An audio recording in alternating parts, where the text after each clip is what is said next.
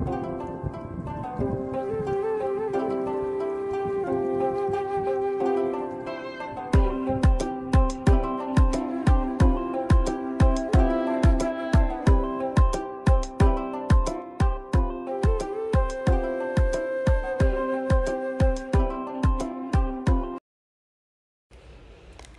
ನನ್ನ ಕುಟುಂಬದವರೇ, ಹೇಗಿದ್ರೆಲ್ಲರೂ?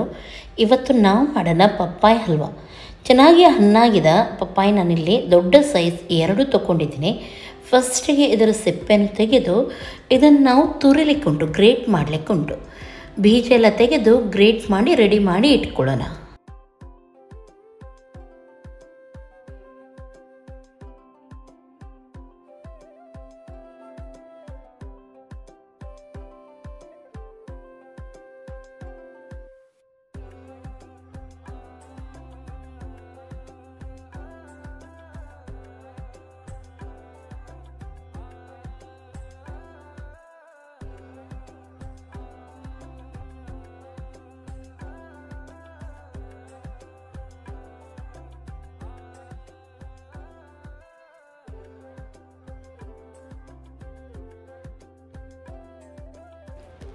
ಕರೆಕ್ಟಾಗಿ ದೊಡ್ಡ ಪಾತ್ರೆಯಲ್ಲಿ 1 ಪಾತ್ರೆಯಷ್ಟು ಆಗಿದೆ ಇದು.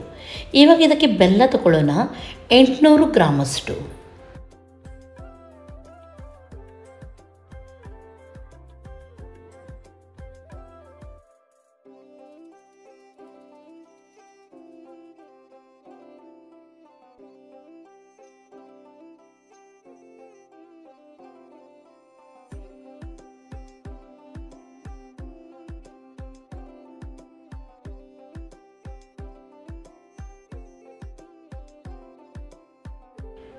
ದೊಡ್ಡ ಕಪ್ಪಲ್ಲಿ 1 ಕಪ್ಪಷ್ಟು ತುಪ್ಪವನ್ನು ಹಾಕಿ, ಆಮೇಲೆ ನಾವು ಗ್ರೇಟ್ ಮಾಡಿದ ಪಪ್ಪಾಯ ಉಂಟು ನೋಡಿ, ಅದನ್ನು ಇದಕ್ಕೇನೆ ಹಾಕೋಣ.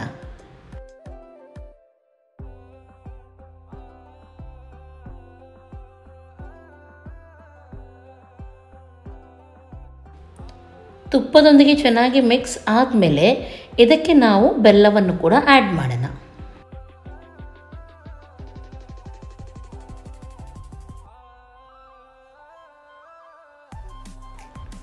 ಓಕೆ, ಬೆಲ್ಲ ಎಲ್ಲ ಇದರಲ್ಲಿ ಚೆನ್ನಾಗಿ ಕರಗಿ ತುಪ್ಪ ಎಲ್ಲ ಸೈಡಲ್ಲಿ ಬಿಡೋವರೆಗೂ, ಹಾಗೂ ಇದರ ಕಲರ್ ಕಂಪ್ಲೀಟಾಗಿ ಚೇಂಜ್ ಆಗುತ್ತೆ, ನೀರೆಲ್ಲ ಕಂಪ್ಲೀಟಾಗಿ ಹೀರೋಗುತ್ತೆ, ಅಷ್ಟು ತನಕ ನಾವು ಇದನ್ನು ಇದೇ ರೀತಿ ಬೇಯಿಸಬೇಕು.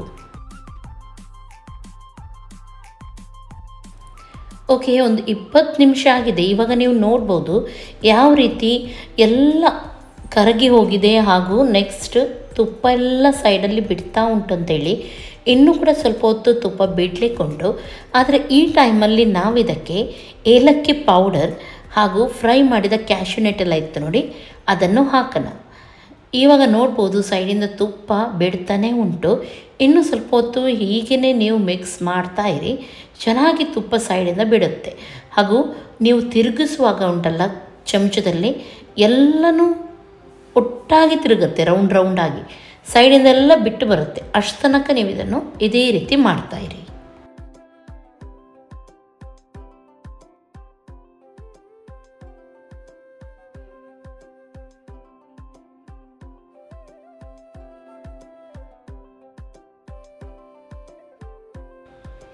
ಇವಾಗ ನೀವು ನೋಡ್ತಾ ಇದ್ದೀರಲ್ಲ, ತುಪ್ಪ ಎಲ್ಲ ಪಕ್ಕಕ್ಕೆ ಬಿಡ್ತಾ ಉಂಟು, ಪರ್ಫೆಕ್ಟ್ ಆಗಿದೆ.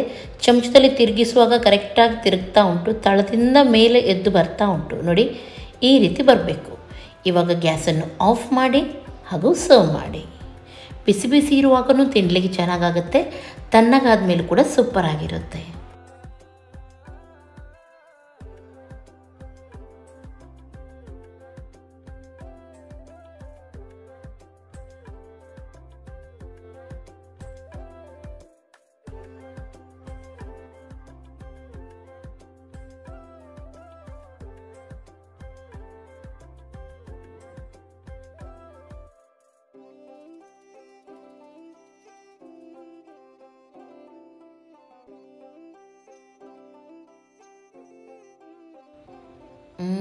ತುಂಬ ಸೂಪರಾಗಿದೆ. ನಾನಂತೂ ಎಂಜಾಯ್ ಮಾಡ್ತೀನಿ.